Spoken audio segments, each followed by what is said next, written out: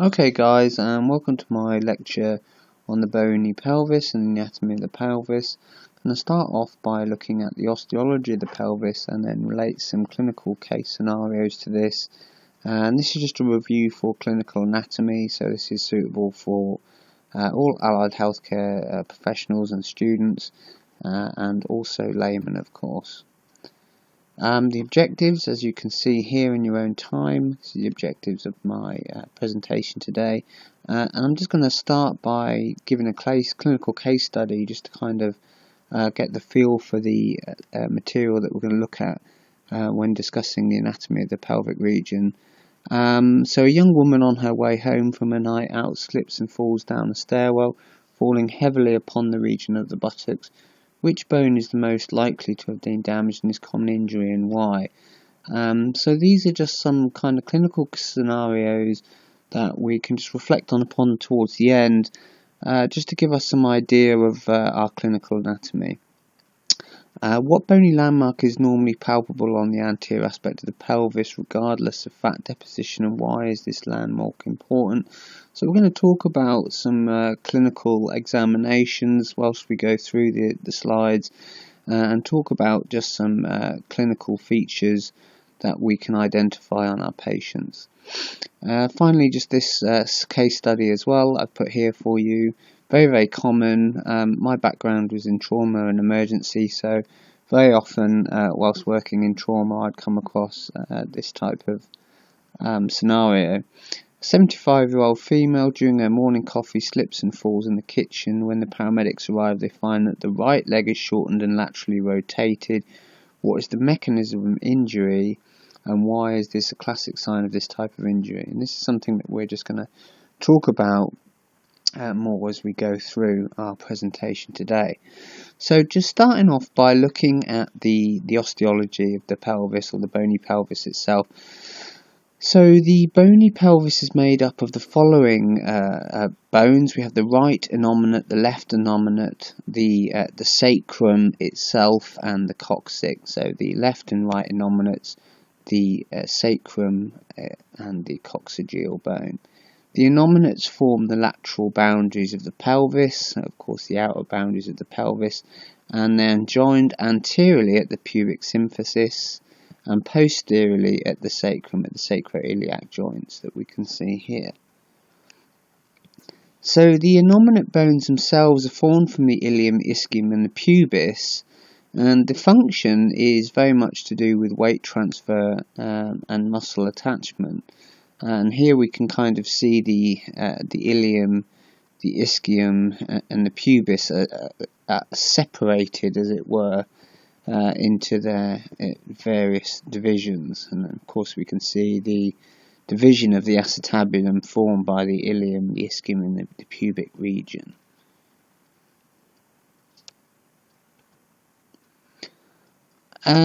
The infant hip bone, or the infant innominate. So in infants, of course, this coming together of these three important parts to form the hip joint, as it were, these three areas come together, which are then going to form, of course, this acetabulum created by these three areas. So in the infant, of course, this isn't fused. It's only as we develop further in life and age that we see this fusion. So the adult hip bone is the fusion of the ilium, the ischium and the pubis. Some of the important structures that we can see on the ilium is the anterior superior iliac spine, the anterior inferior iliac spine, posterior superior iliac spine. The ischium, we can see the spine, the tuberosity and the ramus, and the pubis, we're looking at the tubercle, the superior ramus, the inferior ramus. And of course the acetabulum, as I mentioned, is the fusion of the three distinct regions, the ilium, the ischium and the pubic region coming together to form the overall acetabulum. So let's just have a look at here. As we can see on this image, we have of course the anterior superior iliac spine, very palpable landmark. This is a very good point of palpation for the clinician, and one that is relevant to things that we will discuss as we talk about inguinal herniations and inguinal rings and levels in which we can take measurements. The iliac crest, of course, so once we identify the anterior superior iliac spine via palpation, it's quite easy just to follow this up along to the iliac crest, and this is a good point even with patients that are fairly obese. This anterior superior iliac spine palpable point is a good point of palpation, a good point to be able to be felt. Again, the posterior superior iliac spine, another palpable point on the posterior aspect. And just as we go down and we see the posterior inferior iliac spine and the greater sciatic notch, and then the ischial spine and the lesser sciatic notch, these notches being very important, and we're going to discuss those in relation to nerves as we continue through the presentation. Another important feature, another point to just consider, is the obturator foramen, this opening here, which we shall look at as we discuss more of the structures. So just having a quick look at this X-ray image here. So for clinicians who work in radiology, or just students in general who are doing imaging, it's really important to be able to identify the anatomy, the clinical anatomy, and to think about where things are. Well, we can see the sacroiliac joint, and then as we mentioned on the lateral aspect, we have the innominate bones, and then the ilium, the ischium, and the pubis forming the acetabulum. So what we can see here is the femur, head of the femur within the acetabulum, neck of the femur, and then we have the actual and the surgical neck, and then of course the femur running down, going on down to form the rest of the lower limb. Here we can see the symphysis pubis, we can see the obturator foramen, the ischial tuberosities, the crest of the ilium, anterior superior iliac spine, anterior inferior iliac spine.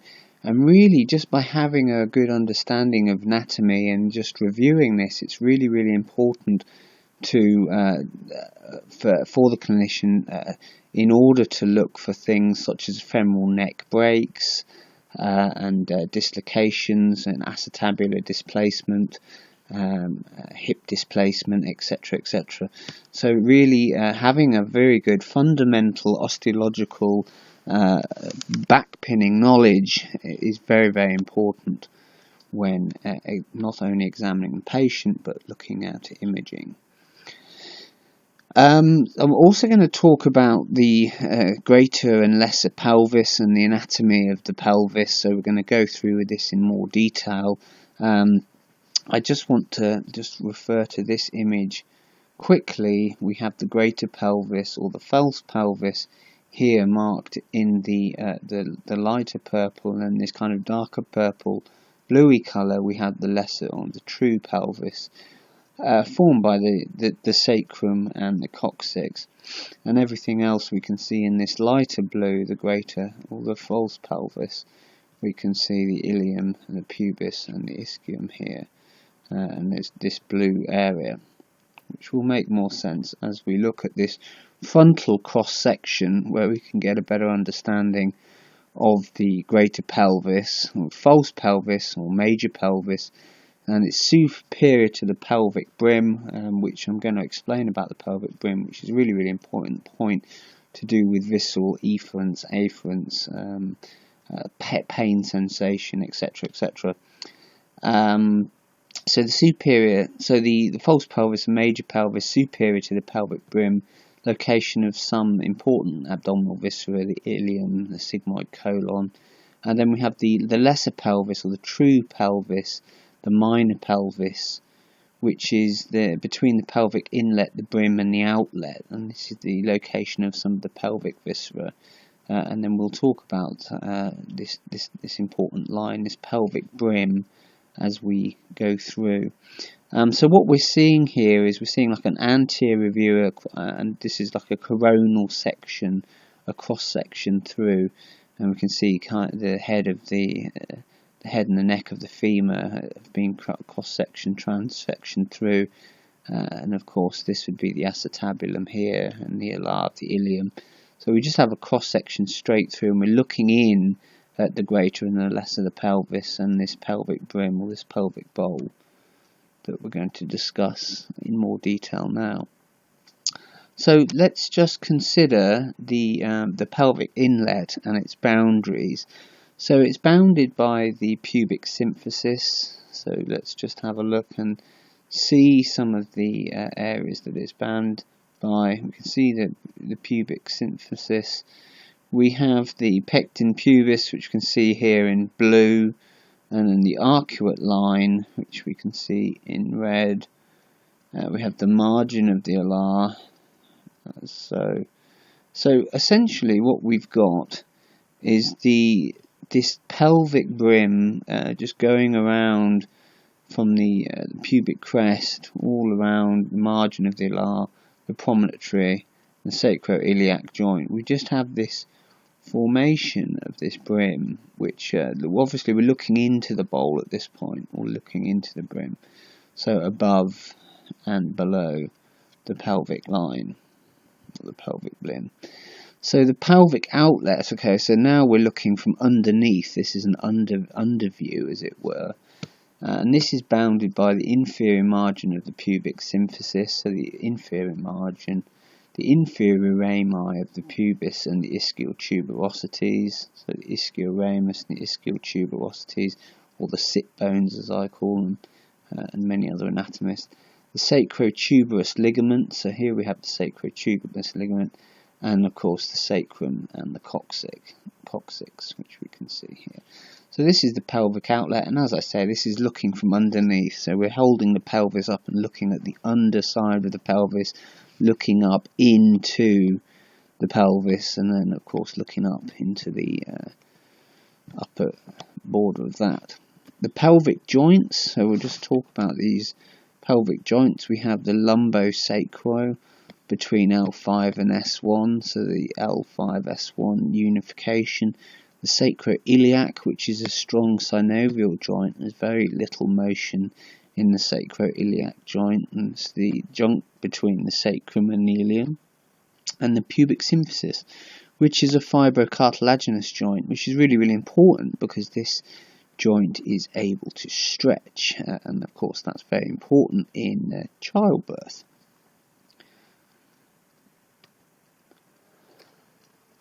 So here we can see some of the ligaments. We can see some of the really important ligaments. We can see the anterior longitudinal ligament, which I discussed earlier in some of my other lectures, is just tethering the anterior border of the vertebral column.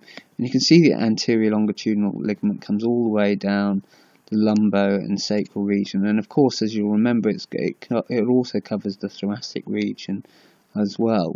You also have these iliolumbar ligaments that we can see here, the anterior sacroiliac ligaments, the sacrospinous ligaments, and the sacrotuberous ligaments. Spinous because it's going to the spinous ligament, sacrospinous because it's going to the spinous point, and sacrotuberous as it's going to the ischial tuberosities. You'll also see these obturator membranes, and of course the pubic symphysis and the inferior arcuate pubic ligament. So all of these ligaments are really, really important because what they're doing is they're just tethering all of this together and just kind of banding it, a bit like kind of elastic band, you know, holding it all in place, supporting the features. So remember, things go in and things go out of the pelvic. Out of the pelvis. So it's important just to remember that the pelvic framina, the pelvic inlet and pelvic outlet, we have the greater sciatic framina, the lesser sciatic framina, and the obturator framina. So we have these framen, the greater, the lesser, and the obturator, these three important regions, and just bearing in mind, so just remember, things go in and things go out of the pelvis. And those things we're going to talk about just shortly. Just want to refer to this posterior image of the pelvis that we can see here. We have some more of these ligaments that I just want to quickly cover. The posterior sacrococcygeal ligament. Here we have the pelvic outlet, so we're looking at the posterior part here, looking from posterior to anterior, and of course this would be the pelvic pubic symphysis, and this line or this outline would be the pelvic outlet. The pelvic outlet highlighted there in red. So what passes through the greater sciatic foramina? Well, it's formed by the greater sciatic notch and the sacrospinous ligament, and it transmits the piriformis, the superior and inferior gluteal vessels and nerve, internal pudendal vessels, pudendal nerve, sciatic nerve, and postcutaneous nerve of the posterior cutaneous nerve of the thigh. So here we can see on this picture we have the superior iliac spine and the sacrotuberous ligaments, so going from the sacrum to the tuberous region, and we have the piriformis muscle, so we can see the piriformis muscle, and we can see the superior gluteal artery, vein and nerve, and of course the inferior gluteal artery, vein and nerve as well. So this is really important just to consider where this is in relation to the greater sciatic foramina. And what passes through the lesser sciatic foramina? Well, it's formed by the lesser sciatic notch and the sacrospinous ligament, and it transmits the internal pudendal vessels, the pudendal nerve, and the obturator internis muscle. So we can see again here, we can see the pudendal nerve and the internal pudendal artery transmitting through here on to the ischioanal fossa. What passes through the greater obturator foramina? Well, here we have obturator foramen covered by the obturator membrane. This is a cross section where we can just see some structure. So we're looking at a sort of cross section of the pelvis here. So we can see the symphysis pubis here. We can see the sacrum cut through, and the coccyx, and we can see some of the nerves from S1, 2 and 3. Obviously this is on the inside, of the pelvic region. We can see the internal iliac vein and artery, we can see the sciatic nerve, the obturator internis muscle, and the obturator nerve and vessels, which we can see here, and of course the obturator portal. Looking from an anterior viewpoint with the osteology and looking at where the nerves are in relation to the underlying osteology, this is a nice image, and it gives us a clear indication of where the anterior ramus of L1, 2 and 3 are, and as you can see, these are coming and transmitting and giving rise to the ilioinguinal nerve, the lateral cutaneous nerve of the thigh, and the inevitable branches of the femoral nerve as we go off. We can see the lumbosacral trunk, and we can see the perforating cutaneous nerve just here. So this is a nice diagram that just shows this transition from the lumbar region and of course the sacral region in relation to the osteology. And so these nerves, the anterior ramus and the ilioinguinal nerve and the lateral cutaneous nerve of the thigh, this can all be seen in the cadaver once of course the abdominal region is cleared up, and we can remove some of the gut and move that to one side and start to look at this posterior wall. So of course remember, this is deep, this is very, very posterior, and we're going to have quite a few structures on anterior to this which we're going to look at in more detail as we go through. So just going back to this point, the ASIS, the anterior superior iliac spine, and as I mentioned, this is a nice palpable point on the patient, and it's a really important point that we can consider where we have some important things that are going to be passing just underneath. Well, we have the lateral femoral cutaneous nerve, we have the inguinal ligament, which we're going to talk about, the inguinal ligament and the importance of that in clinical diagnosis. And as you'll see, sort of roughly in the midpoint, we have, of course, the femoral nerve, which is coming down, femoral, femoral, coming down and supplying this region on the anterior aspect. Contents of the femoral triangle, well, this is the femoral triangle. So we're going to look at the contents and clinically consider some important things. So contents of the femoral triangle: femoral hernia enters the femoral canal, which is in the medial part of the femoral sheath. So within this femoral triangle, within this femoral sheath, we have a nerve, an artery, vein, and a femoral canal. So navy, nerve, artery, vein, and Y fronts. So you can just see that we have the nerve, the artery, the vein. Really, I quite like navel because, of course, you've got the lymphatics, deep inguinal nodes, and the lacunar ligament. So it's just important to be aware that within this femoral triangle, that we have the plumbing or the electricity, the plumbing in, the plumbing out, and really a bit more of the plumbing out as well, because of course we've got these nodes as well, and these nodes, of course, in really important palpable landmarks. The different types of pelvis, we're going to look at the different types of pelvis between males and females, and the reason, of course, is down to childbirth, and we can see a comparative between the female and the male. Of course, the cavity is more broad and shallow, pelvic inlet, oval outlet, and round. Bones are lighter and thinner within the female. The pubic angle is larger, of course, because the baby has to pass through, so there needs to be more give, as it were. The coccyx is more flexible and straighter, and the ischial tuberosities are shorter and more everted. And then in the male, of course, the cavity is narrow, deep, smaller inlet and outlet. The bones are heavier and thicker. Pubic angle is more acute, and the coccyx less flexible and more curved, and the ischial tuberosities are longer and face more medially. These are just some different types of pelvises. A and C are the most common in males, and B is most common in females, and D is most uncommon in both. So we can just see A, B, C, and D, the android, anthropoid, gynecoid, and platyploid.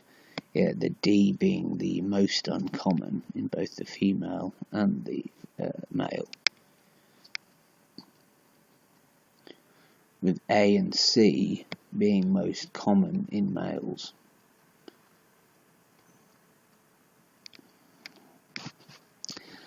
Just a quick review of some obstetrics and gynecology here. We can see some important lines which are used during measurement. This true conduit line between the sacral promontory and the posterior border of the pubis, and it's the narrowest fixed distance to which the baby's head must pass. And this cannot be measured by a pelvic exam because of the bladder. Therefore, a diagonal conduit measurement is taken and should be greater than 11 centimeters. So these measurements are things that you're certainly going to look at during your training, but it's just good just to consider, although this video is really just an anatomy review, it's really good just to kind of consider the some of these measurements in relation to your underlying osteology, and during your osteology classes and your gross anatomy classes, really just try and have a look at those prosections, the full fixed skeleton, and some of the cross-sectional pathological specimens that you can see. Clinical application, spondylitis, spondylolisthesis. The vertebral arch separates from the body, and the defect or deficit is bilateral spondylolisthesis, L5 slide anteriorly on the sacrum, and this reduces the AP diameter. Low back or lower limb pain is often the result of this. Relaxation of sacroiliac joints and the pubic symphysis and pelvic ligament increases joint mobility during pregnancy, increase in hormone relaxin. True conjugate diameter between the sacral promontory and pubic symphysis may increase 10 to 15% with lordosis during pregnancy. So spondylolysis bilateral leads to spondylolisthesis, which is the movement of one vertebral body over another, and the result is nerve pinching, which can cause pain in the lower back. And you can just see here the AB, in the A image we have the spondylosis, the breaking under spondylolisthesis, the sliding of these bones upon one another, and the defect here we can see L5, a defect separating L5 vertebra into two parts, spondylolisthesis, and then of course the anterior displacement, this movement on the anterior, so this is going to be anterior of the lumbosacral region, so L4, L5, S1. You can see this anterior displacement of L5 causing spondylolisthesis, this movement, this anterior sliding, or this forward sliding. Here we can see some different types of injury to the pelvis, some of the different types, the B11 and B12, just different areas and different ligaments that can be torn or broken during trauma. And now in this image I really just wanted to emphasize the point that everybody has the same musculoskeletal system regardless of how much fat deposition is on top. So here we can just see in this image, we can see obviously a much larger amount of skin subcutaneous fat on this image on the right as opposed to the left. And what's just important to remember is, as I mentioned, some of the areas, regardless of fat deposition, such as the ASIS, the anterior superior iliac spine, although one may have to kind of move a few layers away, we can still feel these bony palpable marks. So it's just important just to be able to be aware. Always consider your underlying osteology, although it may be buried slightly deeper in one patient to the next, it is all the same on the underside. Well, thank you very much guys, and the next part of the video is just going to be following on from this lecture and going into a bit